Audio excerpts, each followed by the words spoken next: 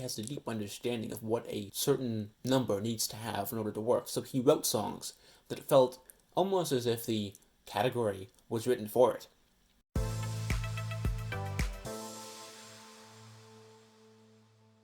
Hear ye, hear ye. It is time to begin the season 3 finale of Off Book.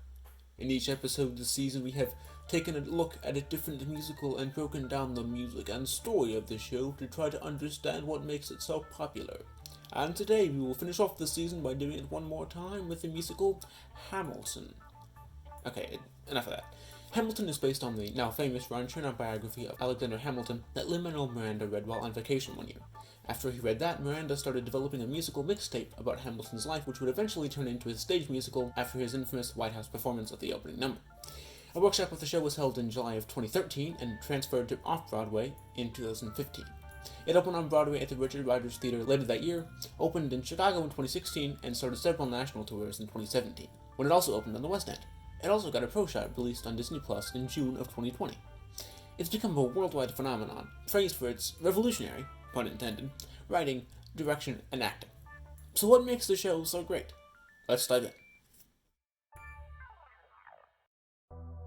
Talking about the story of Hamilton is interesting because it's based on historical events. But I think what's interesting to me is that even though it's based on historical events, they did change some things.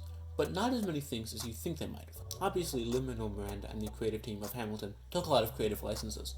When they were writing this story, they put people together that weren't actually together. They wrote off very important characters. I mean, Benjamin Franklin is nowhere to be found despite the fact that he was a pretty prominent player in the founding of the country. And examples of these things are pretty much everywhere throughout the show, where you see things change from history in order to make the show flow better. And I have nothing wrong with that, because they're not trying to pitch this show as a documentary style thing.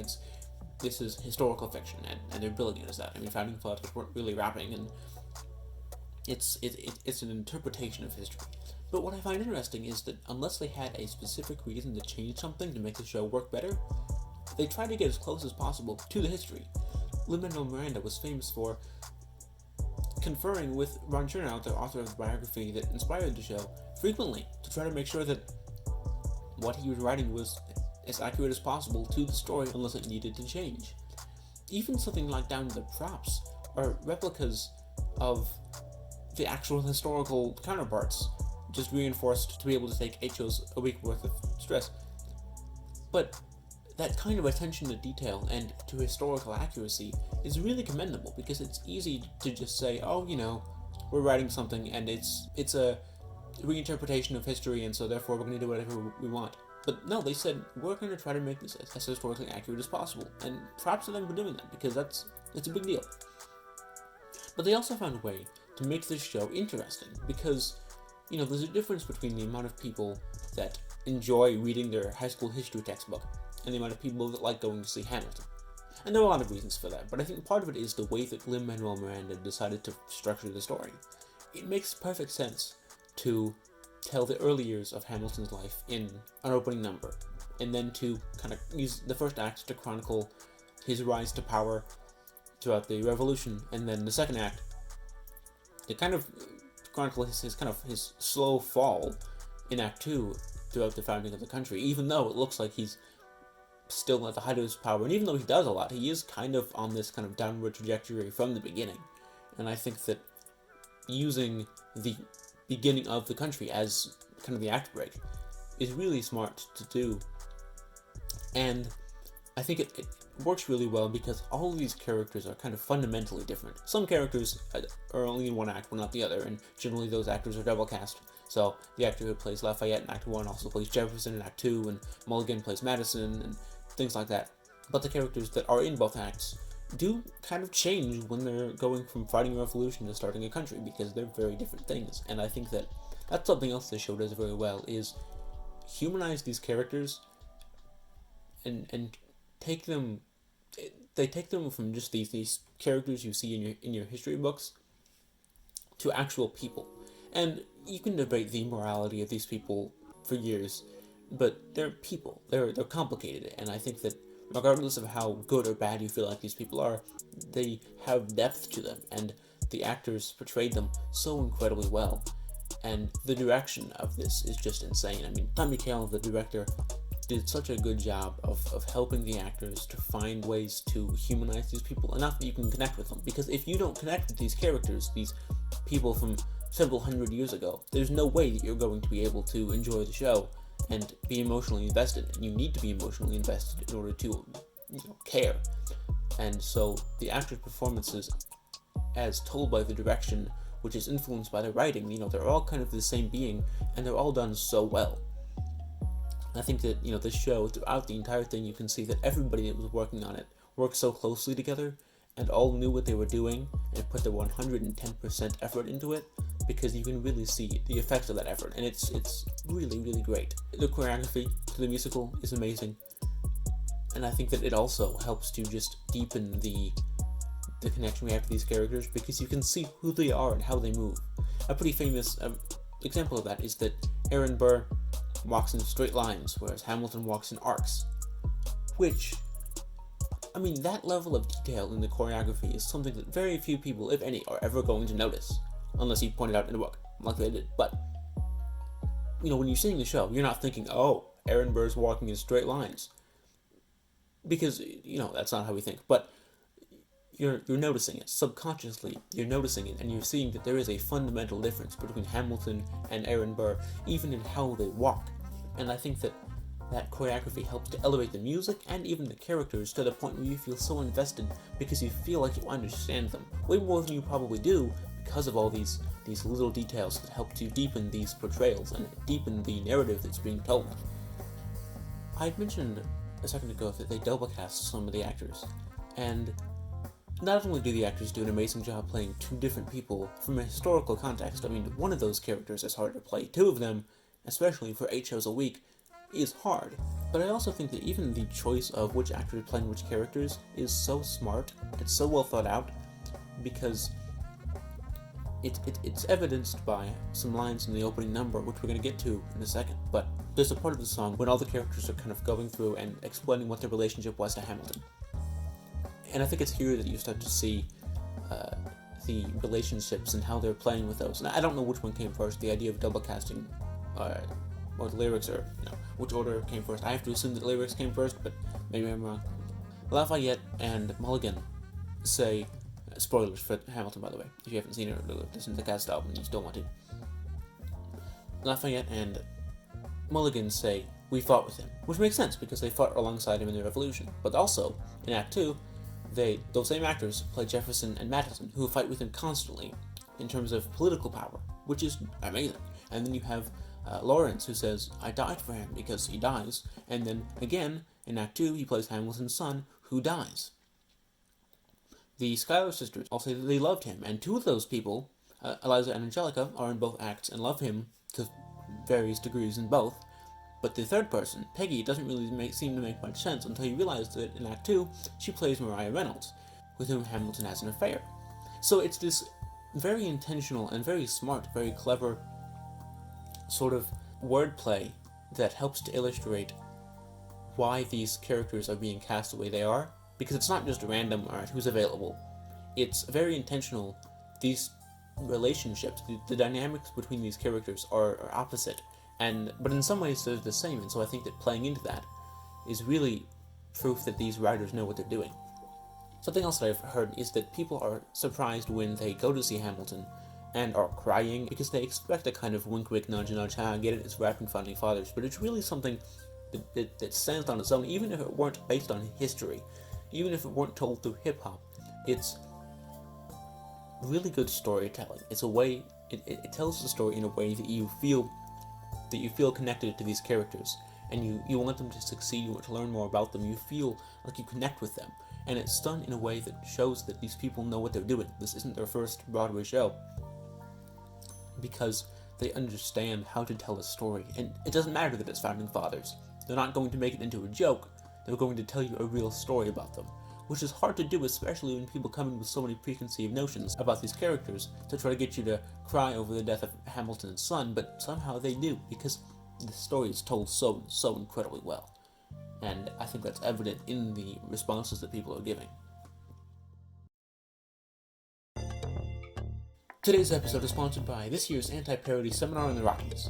If you've written a super popular new musical, it's very likely that a lot of people are going to create a lot of parodies of your songs. Alexander Hamilton, Infinity War the Musical, Luke the Son of Anakin, COVID Will Be Back, Dear Anesthesia, the election of 2016, most of them are pretty bad. And it's very easy to think that the only way to stop people from making these is to write bad lyrics, but that's simply not true. Find out exactly how to write music that's super catchy and emotionally moving, but also super hard to parody by signing up for this year's anti-parody seminar in the Rockies. This year with special guest speaker Stephen Sondheim. I mean, you don't hear almost any Sondheim parodies, despite his music being super beloved. Tickets start as low as $56 and can be found on the Anti-Parody Seminar official website. Corporation, a company that I'm not making up for this bit, takes no responsibility for any statements regarding musical theater parodies contained within this episode. I'll just actually like parodies, but he thought the show was pretty funny. Wow, 2 episodes ago, anyway. Obviously, music is a big part in the success or failure of your musical, and Hamilton has some great music. Ha! How's that for a segue? Finally got it. It is impossible to talk about Hamilton without talking about the music. Hamilton is almost entirely sung through. There are very few scenes in the show at all, and even the very few scenes that do exist are underscored by music. This show revolves around music, and as such, it's very important that the music be good, and it is. There are so many examples of really, really good songwriting techniques that it could be an entire season. I could do Off-Book Season 4 could just be me talking about Hamilton. It's not going to be, don't worry, I know that you probably get very tired of that, but there are so many things in Hamilton, and I can't possibly cover them all. So listen to the cast album after you've listened to this, and try to find out some of the stuff on your own. Try to hear some of the techniques, because I promise you they are there, and you're going to find stuff that you haven't heard before on every single listen if you're trying to. However, because this is a podcast and this is kind of what I do here, I'm going to point out some of them, because that's what this segment is. It's music. Hamilton follows a lot of the traditional musical theater tropes. You've got the opening number with a lot of the cast. You've got things like the I Want song, which is where characters talk about what they want. You've got the Act 1 finale, the Act 2 opener, which is kind of unimportant dramatically. If you miss it, you're going to be okay. You've got the finale, which is generally pretty moving. You've got the 11 o'clock number. So it has a lot of the same benchmarks that a lot of musicals have. But somehow it still feels very different, and I think it's because Lin-Manuel Miranda grew up listening to musicals. He is a theater nerd just like anybody else, and so I think he has a deep understanding of what a certain number needs to have in order to work. So he wrote songs that felt almost as if the category was written for it. And so it doesn't feel like he was trying to work an I Want song in there. It felt like he wrote a song that it was the next possible progression in the story, and it just so happened to be an I Want song. And I think that is part of what makes the shows work so well, is because none of it feels like he was trying to fit a certain form or trying to hit a certain emotional beat. It just all fit, and obviously that's not the case. He worked very hard to make sure it all worked like that, but he did so in a way that felt very organic and felt very much like it just kind of happened, which I think is so important for a show's success. One of my favorite songs in the musical is the I Want song. It's called My Shot. It sounds like this. I am not throwing away my shot. I am not throwing away my shot. Hey, yo, I'm just like my country. I'm young, scrappy, and hungry, and I'm not throwing away my shot. I imagine death so much it feels more like a memory. When's it gonna get me? In my sleep, 7 feet ahead of me. And I am not throwing away my shot. Time to take a shot. Rise up. Take a shot. Shot. Hey, yo, it's time to take a shot. Time to take a shot. And I am not throwing away my shot.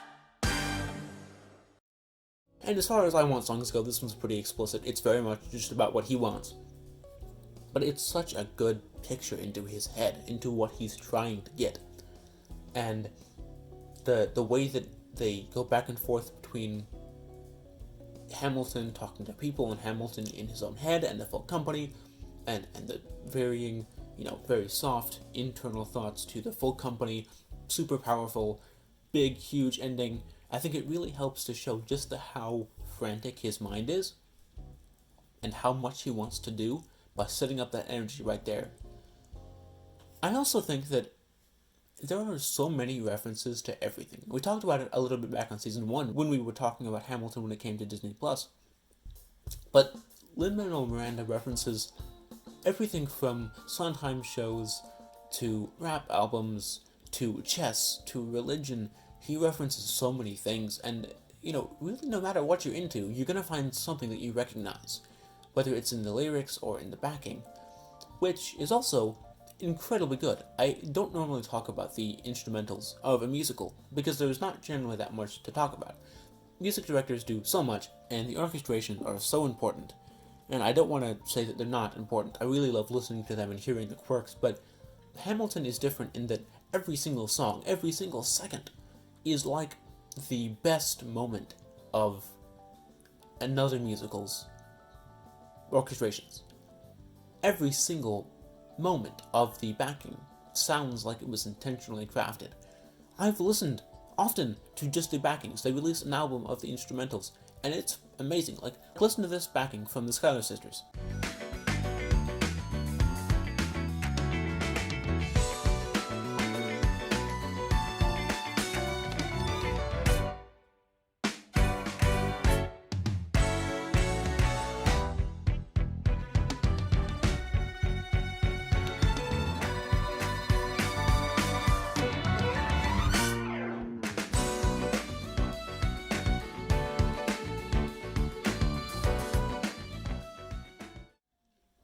You hear almost none of that backing over the lyrics because they're so loud and you're focusing on the lyrics, but still, the instrumentals manage to live on their own without overpowering the lyrics, which is so hard to do, and the fact that Alex Lacamoire managed to pull it off so well, props to him, because that's very hard to do, but he managed to find that line and walk it so cleanly. The show also, in addition to referencing everything, references itself a bunch. There's way more than I can go into. I'm going to link in the description a couple of videos by a YouTuber named Howard Ho that talks a little bit more about the complexities of Hamilton and the kind of interconnectedness of it. I have loved watching those videos. I highly encourage you to if you're interested in learning more about it. But there are these motifs that pop up over and over again throughout the show and evoke a different feeling every single time they do. From the melody in What Did I Miss popping up again in One Last Time. The idea of My Shot is very commonly used, very explicitly used, but there are also a lot of more, subconscious things, like how the opening notes of My Shot and 10 Dual Commandments and the title number, Alexander Hamilton, all sound very similar, and how George Washington uses the beginning of History Has Its Eyes on You again in Who Lives Who Dies Who Tells Your Story, the finale, and how every single number feels like it's so closely connected to all the other numbers, but still lives on its own. And I think that's hard to do because it's very easy to slip to one side and say, oh, every single number is just kind of copying this other number, and it all feels very connected, but it also kind of loses that originality. You need every song to be good on its own, but not lose that kind of interconnectedness, because it's also very easy to say that most musicals aren't that connected. They're just kind of individual songs, and sometimes they kind of reference each other, but they're kind of self-contained. And Hamilton gains so much by being able to do both. By having songs that work well on their own, you don't need context necessarily, you don't need to have listened to the rest of the show, you don't need to be able to dissect the backing or the chord structures or whatever, but you can, and you can find out so much, and there's so much detail put into everything. Lin-Manuel Miranda has a SoundCloud page, and he's posted some demos from the Hamilton songs, and they are different. Some of them good, and some of them less good, but I think that it shows just how much work he puts into this, because you can hear the differences. Even once he's decided to stick with a song and put it in the final musical, he's changed so much, along with the rest of his collaborators, and so what you're hearing and what you're seeing in the choreography, in the direction, in the blocking, the acting, it's all the highest form of what it can be, because they put so much work into finding something that worked and then fine-tuning it until every single element felt perfect and felt kind of inevitable in hindsight and felt connected to everything else in the show while also being able to stand on its own. Hamilton is successful because it takes a story that most people know nothing about and normally wouldn't be that interested in, and tells it in a way that's fresh and new and accessible to a lot of people. It has clever and super well-written lyrics, fantastic direction, phenomenal performances, and so many other expertly executed elements. It's the result of countless people putting their very best into the show, and it's very evident when you watch it. It's the pinnacle of what theatre can be. There won't be a new episode next week. We're going on a short hiatus until season 4. Stay tuned for an announcement on when that will be. Until I rejoin you here on the airwaves, have a great day. I'll see you next time.